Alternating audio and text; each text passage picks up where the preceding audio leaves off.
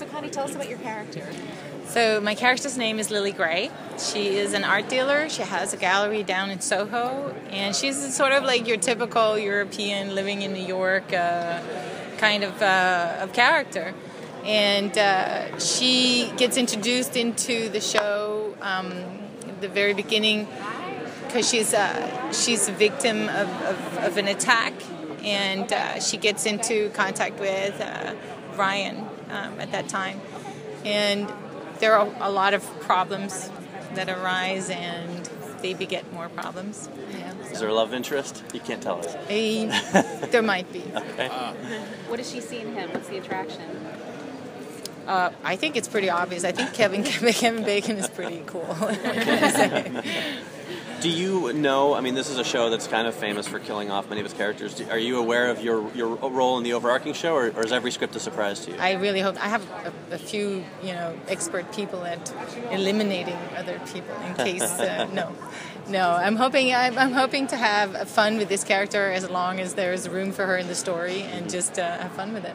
Great. Yeah. You normally don't take like the victim roles, the women in jeopardy roles. Can we assume that that's the case here as well, that you've taken like a strong... I would so love to have this conversation in a little while.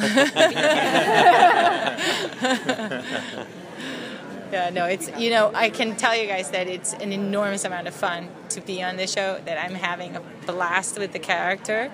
I'm having a blast with my co-stars and with our directors, and it's just really, really a great show to be on.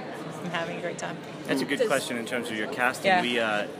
I think casting Connie, a lot of reasons why we wanted her, but it was also, she does play a victim, but we wanted someone strong, someone who can handle what this inciting incident is for season 2, and the way she gets together with Ryan, because she doesn't come into we wanted someone who is worldly, and we have this European backstory, but not so much because we want to spend time in Europe, but it's to explain why she's unaware of this big event that happened.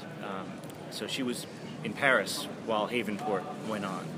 So when this thing happens to her, she's a little bit at a loss, and then Ryan steps into her world. Now, Take it from there. Is there a history with Ryan, the two characters? So Ryan comes into her life after this event? Yeah. Okay. Marco, what's the secret to keeping up the intensity on a show like this week after week?